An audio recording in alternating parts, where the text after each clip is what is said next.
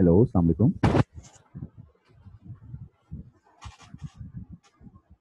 Hello. अस्सलाम वालेकुम sir. वालेकुम सलाम। आवाज़ आ रही है मेरी आप लोगों को? जी यस सर।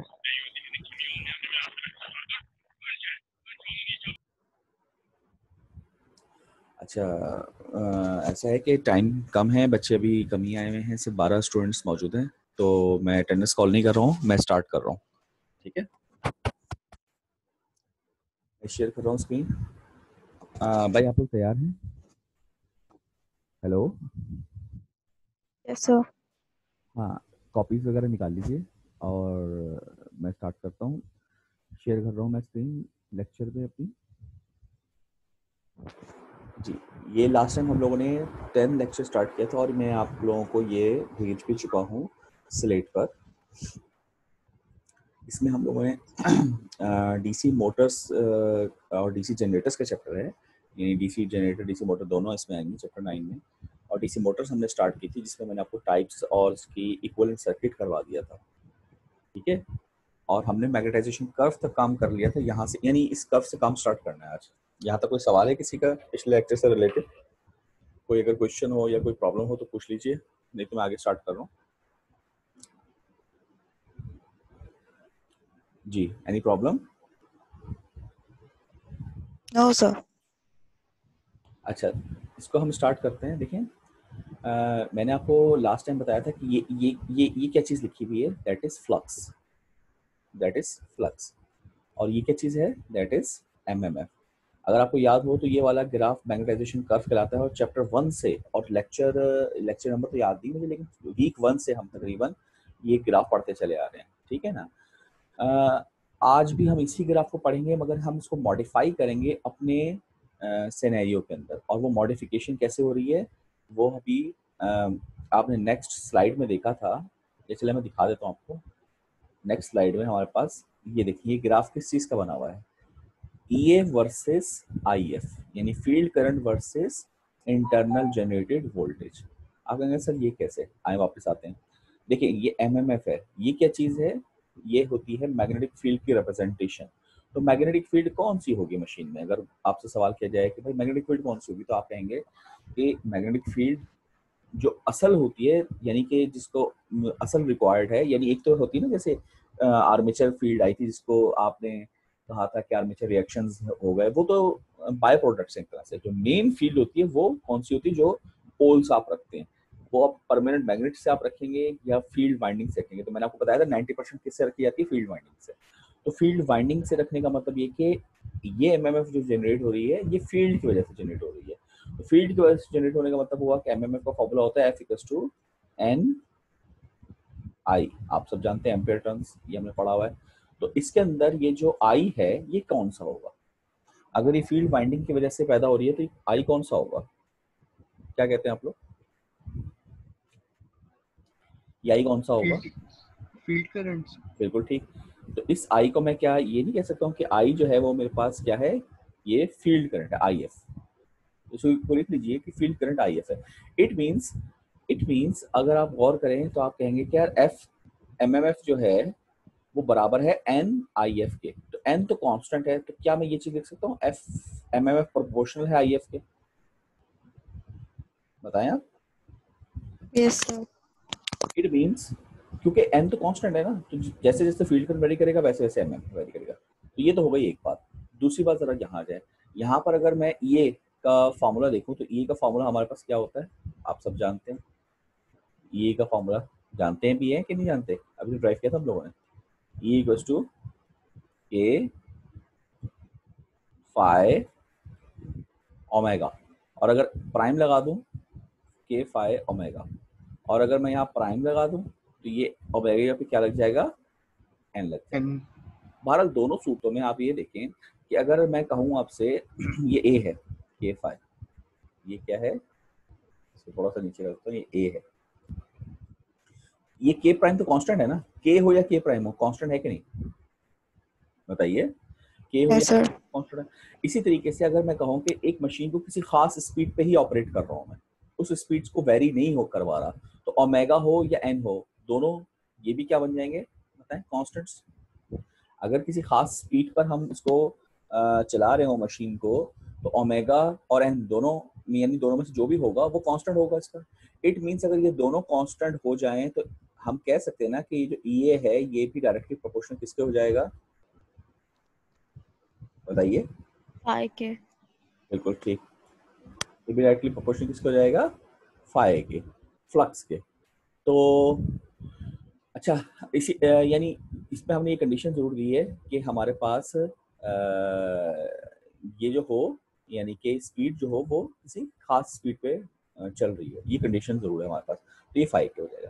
तो अगर वाई एक्सिस किसी एक चीज के पैरेलल है और एक्स एक्सिस किसी दूसरी चीज के पैरेलल है, तो मैंने आपको ये बात पहले भी कई दफा बताई है कि वो ग्राफ, यानी जो फाई का वाई एक्सिस है वो ई में कन्वर्ट हो सकता है। इसी तरीके से जो एफ का एक्स एक्सिस है वो आई में कन्वर्ट हो सकता है। हाँ, यानी ग्राफ का रिस्पॉन्स चेंज नहीं होगा, अलबत्ता एब्सोल्यूट वैल्यूज में सिर्फ फर्क पड़ेगा। ये बात हमने पहले भी डिस्कस की है। तो अगर यही काम मैं करूं तो एक मिनट, तो नेक्स्ट स्लाइड में आपको अगर लगा के दूं तो नेक्स्ट नहीं, ज़्यादा आगे चले गए। ये तो इसमें आपको क्या कह रहे हैं कि y एक्सिस को उसने कहा है ई ए इक्वल्स टू के फाई ओमेगा, जिसमें k कांस्टेंट है, ओमेगा अगर कांस्टेंट कर तो फाई से प्रोपोर्शनल हो जाएगा, तो हम ई ए लिख सकते हैं। और सिमिलर केस हियर कि आई एफ, यानी f जो होता है वो एन एफ आई एफ होता है, तो f प्रोपोर्शन आई एफ है तो हम आई एफ लिख सकते हैं। तो ये ग्राफ हमारे पास आ गया ई ए वर्सेस आई एफ का। तो ये बेसिकली है वही मैग्नेटाइजेशन कर्व, मगर हमने इसको मॉडिफाई कर लिया अपनी मशीन्स के लिए।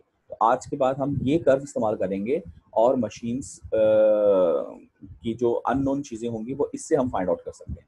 लेकिन ये आप अगर देखें तो यहाँ पर ये लिखी हुई है बात कि magnetisation curve of a DC machine express as a plot of E A versus I F for a fix speed omega naught. ये बात लिखी होगी, मेंशन होगी आपको, ये फिक्स स्पीड जरूर होगी उसकी।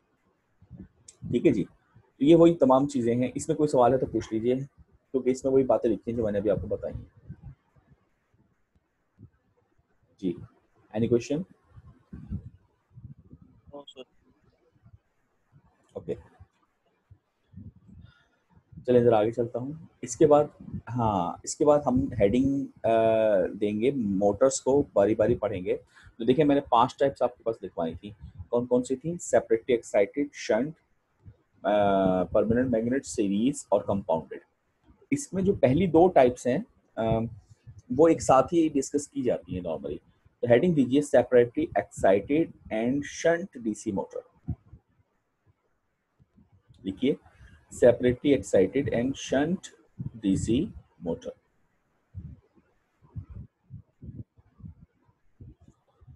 Separately excited and shunt DC motor. Note कर लिया? Yes, sir. अच्छा देखें, मैं आपको बड़े ही अहम चीज़ समझा रहा हूँ, ये ज़रा गौर से समझिएगा, क्योंकि इसके समझने के बाद आप 5 टाइप्स आप आराम से समझ लेंगे, कंस्ट्रक्ट कर लेंगे कि वो कैसे बन रही है। देखिए ये जो नाम है ना, सेपरेटली एक्साइटेड, शंट, सी, अच्छा परमानेंट मैग्नेटो हटा दीजिए, वो बिल्कुल एक डिफरेंट चीज़ है, तो बाकी सब एक जैसी हैं। दोबारा सुन लें, separately excited, shunt, series, compounded. तो ज़रा आप खुद अपने दिमाग पर जोर दें और गौर करें तो आपको एहसास होगा कि ये कंस्ट्रक्शन वाइज इसकी टाइप्स बताई गई हैं। तो देखिए एक बात याद रखिएगा, ये पूरा कहलाता है आर्मेचर सर्किट, जिसमें ईए की सप्लाई लगी है और आरए का रेजिस्टर लगा है। और ये कहलाता है हमारे पास फील्ड सर्किट, जिसमें एलएफ आरएफ है और बस टर्मिनल्स हैं।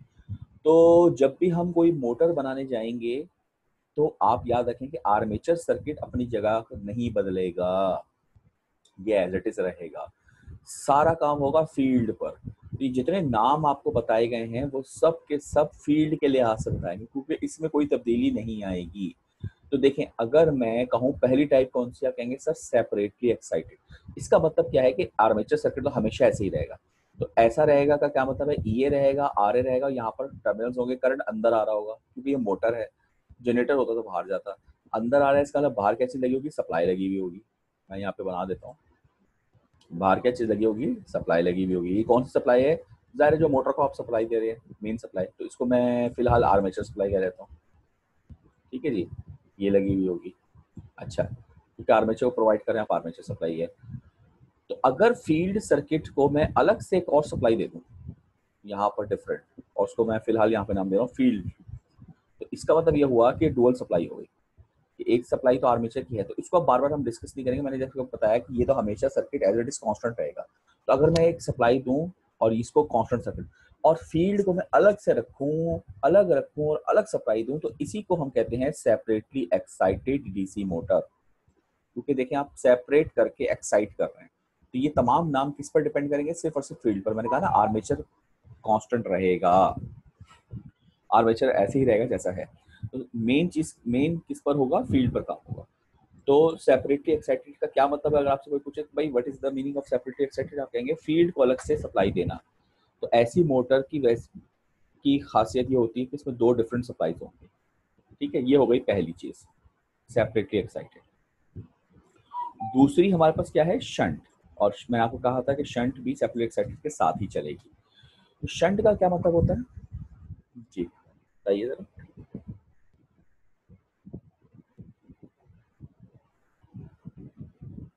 हेलो, जल्दी से बताइए। Resistance in series. सॉरी, दोबारा बोलो। Resistance in series. नहीं यार, ये तो नहीं होता। Small Small resistance. Small resistance. ये भी नहीं होता। क्या हो गया तुम लोगों को? है? घर पे रह रहे यार, नकारा होते यार वो सारे। हाँ बोलो, क्या कह रहे हो? मैं कह रहा हूँ यही याद आ रहा है अभी तो। अरे वही तो कह रहा हूँ, नकारा हो रहे हो यार घर पे रह रह के। शंट का मतलब ना तो रेसिस्टेंस है, ना सीरीज है, ना स्मॉल वैल्यू है, तीनों में से कुछ भी नहीं है। कोई और सर बता दो। डाइवर्जन। हाँ, ये ज्यादा बेहतर है, बिल्कुल सही। टूबा ने बिल्कुल सही जवाब दिया। शंट मींस, अच्छा चले लिख लें सब लोग, और आज के बाद याद रखिएगा, शंट का मतलब होता है पैरेलल। तो ना रेसिस्टर है, ना स्मॉल वैल्यू है, ना सीरीज है। शंट का मतलब होता है पैरेलल। तो जब भी लफ्ज आएगा ना शंट, तो आप शंट ना हो जाइएगा, आप कहिएगा पैरेलल, ऑल्टरनेट पाथ। बिल्कुल ठीक कहा इसने, शंट पैरेलल लिख लें। अच्छा वैसे ही अभी आपने देखा नहीं मोटर की टाइप्स क्या थी? Separately excited DC motor, shunt DC motor, series DC motor. तो जब सीरीज है तो सीरीज के साथ जब शंट आ रहा है तो इट मींस वो उसका ऑपोजिट होगा। तो शंट का मतलब क्या हुआ? पैरेलल। तो दूसरा है शंट डीसी मोटर। इसमें यानी सेपरेटली एक्साइटेड में हमने क्या किया था? फील्ड को अलग से एक्साइट किया। तो शंट में हम क्या करेंगे? कॉमन सेंस, फिर ये कॉमन सेंस का सवाल है। शंट में हम क्या करेंगे बताइए जल्दी से जी। शंट में क्या करेंगे? पैरेलल में सप्लाई लगाएंगे। हाँ, पैरेलल लगाएंगे। किसको किसको लगाएंगे? अरे सप्लाई सर। सप्लाई को पैरेलल लगाएंगे? अल्लाह को मानो यार तुम लोग। अभी मैंने तुम लोगों को क्या बताया बोल। था कि जो भी मैंने वर्किंग करनी है वो फील्ड सर्किट पे करनी है। सप्लाई कहाँ से आ गई? सेपरेटली एक्साइटेड का मतलब था कि फील्ड को अलग से एक्साइट करो। तो शंट का मतलब होगा फील्ड को पैरेलल में लगा दो। सप्लाई कहाँ से आ गई? फील्ड को पैरेलल में लगा दो। भाई देखो ना, सेपरेटली एक्साइटेड मतलब फील्ड को अलग से एक्साइट करो, शंट मतलब फील्ड को पैरेलल में लगा दो। फील्ड किसको कहते हैं? फील्ड किस बला का नाम है? आप कहेंगे सर फील्ड जो है वो सिर्फ इस बला का नाम है, ये जो दो चीजें। तो अगर मैं ये सर्किट यहाँ से लूँ, काटूं दो टर्मिनल्स, और इसको ले जाके यहाँ आर्मेचर के पैरेलल में लगा दूं, यहाँ पर और यहाँ पर ज्वाइन कर दूं, इसका मतलब ये कि ये सप्लाई की जरूरत नहीं रही, खत्म हो गई। तो और ये आर्मेचर अब निकल आएगी, ये टर्मिनल पोटेंशियल कहलाएगा, क्योंकि दोनों चीज आ रही हैं। यहाँ पर बीच में अगर मैं फील्ड लगा दूं यूं, और ये इंडक्टर लगा दूं, इसी को हम कहते हैं शंट डीसी मोटर। इसमें आपने फील्ड को आर्मेचर के पैरेलल में लगा दिया, आर्मेचर सर्किट के पैरेलल में भी आ गई, और टर्मिनल पोटेंशियल एक ही वोल्टेज अप्लाई हो रहा है दोनों पर, यानी तीनों पैरेलल में होगा। तो ये कहलाती है शंट मोटर। ये दूसरी टाइप हो जाएगी। तीसरी पढ़ेंगे हम, परमानेंट मैग्नेट को हटा दीजिए, तो तीसरी हमारे पास हो जाएगी सीरीज डीसी मोटर। तो सीरीज में क्या करेंगे अब आप खुद ही बता दें जल्दी से। सर फील्ड को सीरीज में लगा देंगे। बिल्कुल ठीक, यानी कि ये जो पैरेलल में लगा हुआ है इसी को हम यहाँ पर खींचकर सीरीज में लगा देंगे। ठीक है ना, यहाँ एक रजिस्टर आ जाएगा, इंडक्टर आ जाएगा, और ये टर्मिनल आ जाएंगे। तो ये सीरीज डीसी मोटर कहलाती है। और आखिर में कंपाउंडेड आ जाएगी। कंपाउंडेड हम एंड में देखेंगे। कंपाउंडेड का मतलब ये होगा उसमें सीरीज पैरेलल दोनों तरीके से लगेगी, तो वो कंपाउंड बन जाएगा। खैर वो एंड की बात है। तो यहाँ तक आपको जरा कॉन्सेप्ट थोड़ा सा क्लियर हुआ होगा कि बन क्या रहा है। तो इसलिए देखें सेपरेटली एक्साइटेड और शंट डीसी मोटर्स हम स्टार्ट करने जा रहे हैं। तो सबसे पहले ये डायग्राम आ रही है, तो ये डायग्राम आपको क्या बता रही है, कौन सी मोटर है, शंट है सीरीज है? ओ शंट है, सेपरेटली है, सेपरेटली सर। सेपरेटरी और शंट ये शंट है, लिखा हुआ भी है। तो सेपरेटली एक्साइटेड और शंट में क्या फर्क है, अब आपको देख लें कि आर्मेचर एज इट इज है, कोई फर्क नहीं आएगा। फील्ड को अलग से सप्लाई देकर चार्ज कर लो, सेपरेटली एक्साइटेड फील्ड को पैरेलल में लगा दो आर्मेचर के, तो वो और एक ही सप्लाई दे दो, तो वो क्या बन जाएगी, शंट डीसी मोटर। अच्छा जी, अच्छा दोनों में क्या डिफरेंस होगा, आप कहेंगे दोनों में एक बहुत बड़ा डिफरेंस ये है कि सेपरेटली एक्साइटेड में 2 सप्लाईज चाहिए, जबकि शंट में एक ही सप्लाई चाहिए। एक अल्फाज में आप ये जवाब दे सकते हैं।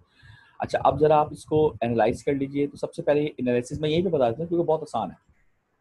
आपके पास पहली क्वेश्चन है, जरा देखें इस क्वेश्चन को समझने में कोई प्रॉब्लम है आप लोगों को? फील्ड करंट कैसे निकालेंगे?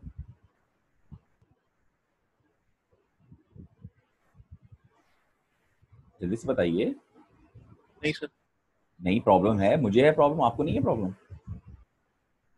ओम्स लॉ नहीं कर रहे। ओम्स लॉ, तो मेरे भाई ये मुझे बताओ कि यहाँ पर क्या एक ही चीज लगी हुई है, सिर्फ आर?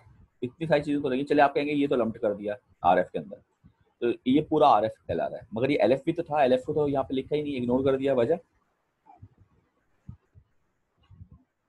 बताइए।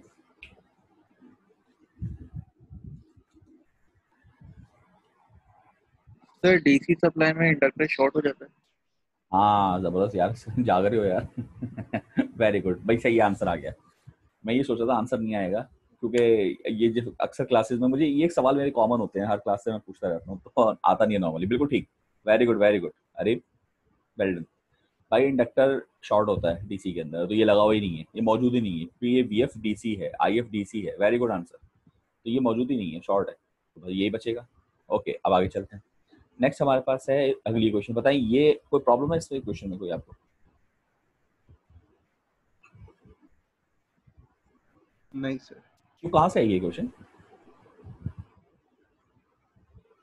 जैसे पहली क्वेश्चन में पूछा था कहाँ से, आपने कहा था ओम्स लॉ, तो ये कहाँ से है? तो ये वीडीआर की क्वेश्चन।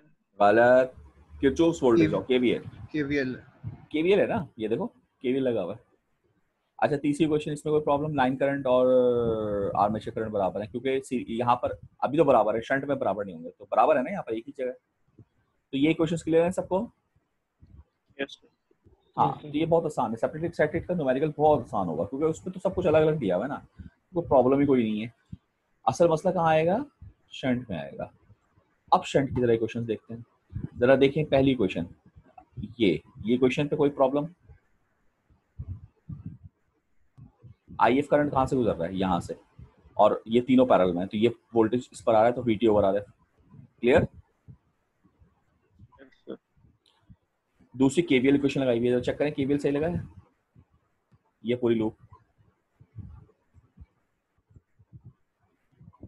भाई केवीएल सही लगा ना, लगा के दिखा दूं अगर आप कहें, माइनस वीटी प्लस, प्लस क्यों ले रहा हूँ, क्योंकि करंट इधर को लेफ्ट पे जा रहा है और हम भी लूप में लेफ्ट पे जा रहे हैं, आई ए इंटू आर ए, उसके बाद क्या है प्लस